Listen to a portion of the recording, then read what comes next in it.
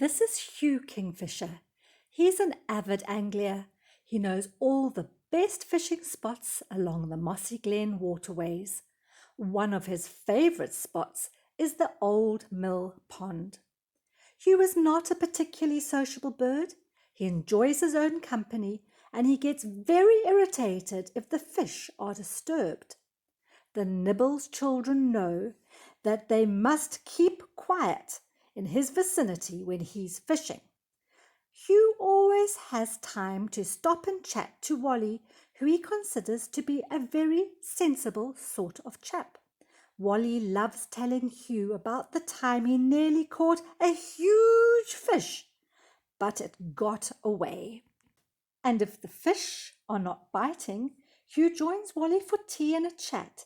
He has a wealth of information on the waterways, and Wally bases much of his research on Hugh's detailed information. The other day, something terrible happened to Hugh. I was busy working at my craft table when Wally rushed in saying, "Help! Help! There's an emergency!" John and I rushed outside with Wally, and there was poor Mr Kingfisher knocked out cold. He really didn't look good at all. In fact, he almost looked dead. He'd flown into a window.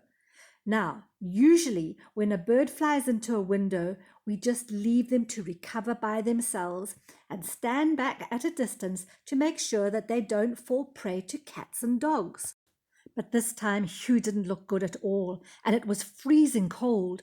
John carefully picked him up so Hugh could nestle into his warm hand.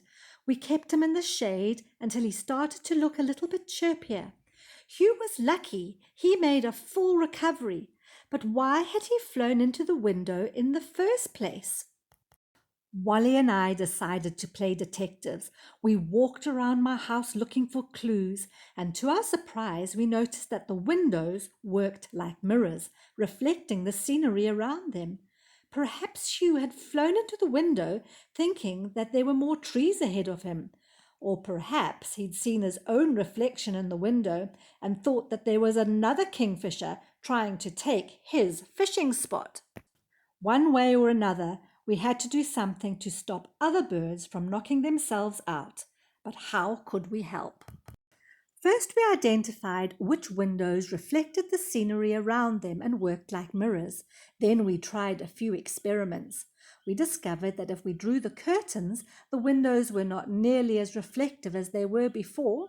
If we put masking tape over the windows, it broke up the reflection in the glass.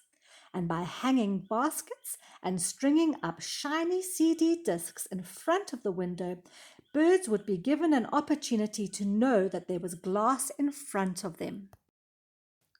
Our story has a very happy ending, for Hugh Kingfisher made a full recovery and is once again talking to Wally and fishing from dawn to dusk. If you would like to learn more about Dawn Booth Books and the Kloof Conservancy, you can follow the link.